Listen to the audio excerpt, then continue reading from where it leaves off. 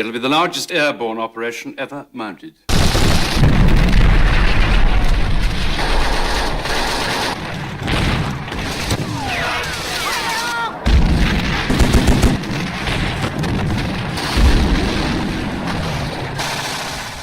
The movie begins in September 1944, deep inside Allied headquarters in London. Lieutenant General Frederick Boy Browning stands before a massive war room table, his eyes fixed on a detailed map of Nazi-occupied Holland. Red pins mark German positions like a deadly constellation across the Netherlands. Browning's finger traces a narrow corridor from the Dutch border straight into the heart of Germany. This is Operation Market Garden, the most audacious Allied plan of World War II.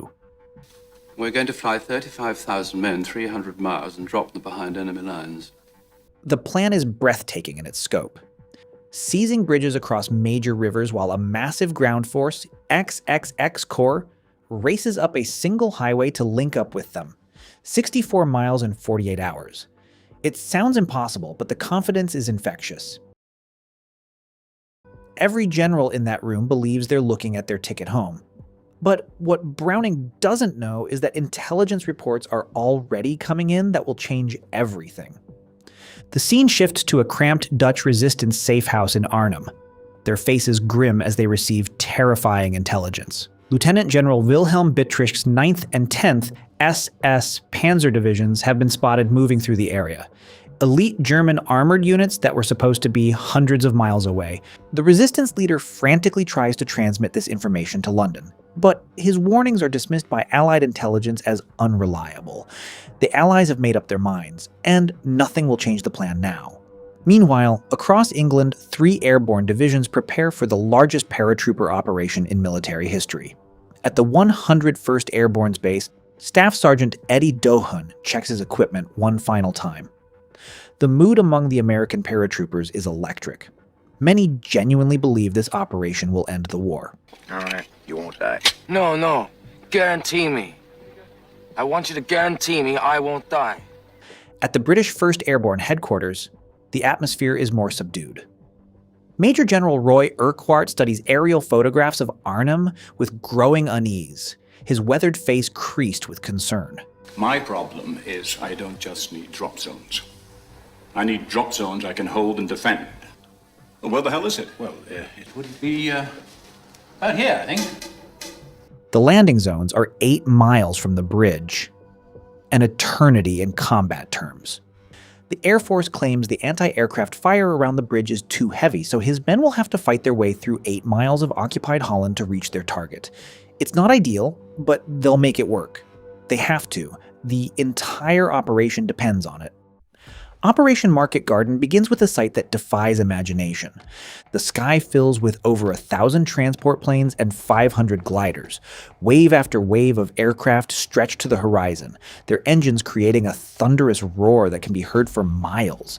It's the largest airborne armada in military history, carrying the hopes of the Allied war effort in its belly. Inside the planes, paratroopers make final equipment checks. Some pray quietly. Others write last letters home. Most just stare out the windows at the Dutch countryside rushing past below, each man lost in his own thoughts about what's waiting for them on the ground. The drops begin at 1:30 p.m. Thousands of paratroopers leap from their aircraft into the crisp September air, their parachutes blooming like deadly flowers across the Dutch sky. From the ground, German soldiers watch in stunned amazement as the largest airborne operation in history delivers its cargo of destruction. All of them know that everything is about to change. The 101st Airborne lands near Eindhoven and immediately begins advancing toward their bridge objectives. The American paratroopers move with practiced efficiency, their training taking over as they clear German positions and secure their landing zones. Resistance is lighter than expected. Scattered German units that seem more surprised than prepared. Maybe this operation will work after all. At Eindhoven, the 101st Airborne successfully captures their bridges after fierce fighting. But at Arnhem, everything starts going wrong from the very first minute. The British 1st Airborne lands 8 miles from their target, just as feared. The drop zones are in open farmland. Lieutenant General Wilhelm Bittrich receives the first reports of massive airborne landings across Holland while reviewing maps at his headquarters. Unlike other German commanders who initially dismissed the drops as diversionary tactics, Bittrick immediately grasps the Allied strategy. He's a veteran of the Eastern Front, a man who survived 3 years of brutal warfare by thinking faster than his enemies. As evening falls on September 17th, Frost's battalion finally reaches the outskirts of Arnhem. The massive steel bridge spans the Rhine like a gateway to Germany itself, its girders silhouetted against the darkening sky. This is what the entire operation depends on, this single bridge over this single river. The rest of the British 1st Airborne is scattered across the Dutch countryside, fighting desperate battles just to survive. Major General Urquhart himself becomes separated from his headquarters during a German counterattack. The division that was supposed to capture Arnhem in a matter of hours is already falling apart, and the operation is barely 6 hours old. And this is where you realize just how badly things are going wrong. The 82nd Airborne touches down near Nijmegen, facing heavier opposition but pushing forward with grim determination. These are veteran paratroopers who fought in Sicily and Normandy. They know their business, and they get to work with methodical precision. The Americans are making progress, but it's slower than planned. The massive highway bridge over the Wall River is still in German hands, and it's heavily defended. German machine gun nests cover every approach, positioned in concrete bunkers that can withstand direct hits from tank guns. The Americans realize they'll need to make an amphibious assault across the river in broad daylight, essentially a suicide mission. Meanwhile, 64 miles to the south, the ground offensive begins with a thunderous artillery barrage. Under Lieutenant General Brian Horrocks, starts its advance up the single highway toward the beleaguered paratroopers. The plan calls for them to cover those 64 miles in 48 hours. An ambitious timetable, even without enemy resistance. The advance starts promisingly. British Sherman tanks smash through initial German positions with overwhelming firepower, and the Irish Guards lead the charge up the narrow Dutch highway. Tank commanders stand in their turrets, urging their drivers forward through clouds of dust and smoke. The mood is confident. They're going to link up with the paratroopers and punch through to Germany. Victory seems within reach, but this is where the plan's fatal flaw becomes apparent. They're advancing on a single road, Highway 69, unable to maneuver around obstacles, completely vulnerable to German counterattacks from the wooded areas on either side. It's like threading a needle while someone shoots at you, and the Germans are excellent marksmen. The first German counterattack comes without warning. Anti-tank guns hidden in the woods on either side of the highway open fire simultaneously. When XXX Corps finally links up with the Americans on September 18th, there's genuine celebration. American paratroopers and British tankers shake hands and share cigarettes, their faces blackened with smoke but grinning with relief. The operation seems to be working. The river crossing begins at 3 p.m. American paratroopers paddle frantically across the wall while German bullets tear through their boats like paper. The sound is horrific. The crack of rifle fire, the chatter of machine guns, the screams of wounded men falling into the water. Boats sink, their occupants struggling in the current. The river turns red with blood. But somehow, impossibly, enough Americans make it across to establish a foothold on the far shore. They storm up the riverbank, firing as they run, and begin the assault on the bridge's northern approaches. It's one of the most heroic actions of the entire war, and it's happening while the British paratroopers at Arnhem are fighting for their lives. The assault on Nijmegen Bridge becomes a brutal house-to-house battle. American paratroopers fight room to room, floor to floor, slowly advancing toward the massive steel structure. The fighting reaches the bridge itself. German engineers have wired the structure with explosives, ready to blow it if capture becomes inevitable. American paratroopers race across the span under heavy fire, knowing that one wrong move could send the entire bridge into the river. Take 4 across, draw fire. Harry and I'll go up the side. You cover. Go, go, go, go, go, go, go, go! Bullets spark off the steel girders around them as they advance. And then, in a moment that changes everything, the Americans reach the detonation controls. A German engineer's finger hovers over the plunger that will destroy the bridge. The German falls. The bridge is saved. 2 miles from Arnhem, with Frost's men running out of time, they stop and wait.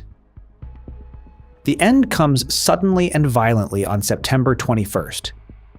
A massive German assault overwhelms the remaining British positions. Tanks roll right up to the buildings and fire through the windows at point-blank range. The structures that have sheltered the paratroopers collapse in clouds of dust and debris. Frost, badly wounded and barely conscious, is captured along with his surviving men. As German medics help him to an aid station, he looks back at the bridge one last time. His men held it for 4 days against impossible odds, but it wasn't enough. The bridge remains in German hands, and with it, any hope of Operation Market Garden succeeding. Meanwhile, the rest of the British 1st Airborne Division is trapped in an ever-shrinking perimeter around the town of Oosterbeek. The wounded lie in cellars and basements, their groans mixing with the sound of artillery fire. But Urquhart refuses to give up. These are his men, and he'll fight to the last bullet before he abandons them. The German noose tightens around Oosterbeek. The situation becomes so desperate that wounded men who can still hold a rifle are pressed back into service. Medics fight alongside the soldiers they're supposed to be treating. Cooks and clerks pick up weapons and join the firing line. Everyone knows they're fighting for survival now. And then comes the order that breaks everyone's heart. On September 25th, Major General Urquhart makes the hardest decision of his military career. With XXX Corps still miles away and his division down to less than 3,000 effective men, he orders a withdrawal across the Rhine. Operation Market Garden is over, and they're abandoning the field to the enemy. Operation Berlin begins that night, the evacuation of what's left of the British 1st Airborne Division. Under cover of darkness, the remnants of the division slip down to the riverbank where Canadian engineers wait with boats. The evacuation must be conducted in complete silence. German patrols are just hundreds of yards away, and any noise could alert them to what's happening. The scene at the riverbank is heartbreaking. Wounded men who can't walk are carried by their comrades. Others crawl through the mud on their hands and knees. German artillery has begun falling on the evacuation site, and shells explode in the water around the small craft. Some boats are hit and sink, their occupants disappearing into the dark water. Many men don't make it to the boats at all. They're too badly wounded to move. Of the 10,000 British paratroopers who landed at Arnhem 9 days earlier, only 2,400 make it back across the river. The rest are dead, wounded, or prisoners of war. An entire airborne division has been destroyed in 9 days of fighting, and they have nothing to show for it except the knowledge that they fought as hard as men can fight. The movie's final scenes are devastating.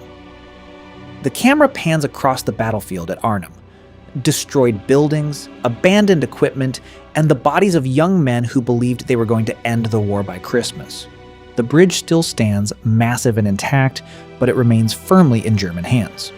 In the film's final scene, Lieutenant General Frederick "Boy" Browning visits a bedridden, hollow-eyed Urquhart. There are no speeches, no excuses, no attempt to explain away what happened. Browning looks at the man whose division he sent to Arnhem. At its core, this movie is about the gap between ambitious planning and brutal reality. Operation Market Garden looked perfect on paper. A bold stroke that could end the war months early and save countless lives. The planners had considered every detail, calculated every variable, planned for every contingency. But war doesn't follow plans, and the smallest miscalculations can lead to catastrophic consequences. The title says it all. It was a bridge too far. The Allies reached for victory and grasped defeat instead. They asked their soldiers to do the impossible, and those soldiers tried with everything they had. But sometimes, courage and determination aren't enough. Sometimes the bridge is just too far. And in the end, you're left wondering, was the gamble worth it, even knowing how it would end? Would you have made the same choice, knowing that failure meant the deaths of thousands of young men who trusted their commanders to bring them home? The movie doesn't give you easy answers because there aren't any. If you brothers enjoyed this one, smash that like and subscribe. It genuinely helps. Now tell me, do you think Browning was right to attempt such an ambitious operation? Or should the Allies have played it safe with a more conservative strategy? Drop it in the comments. I'll catch you in the next one.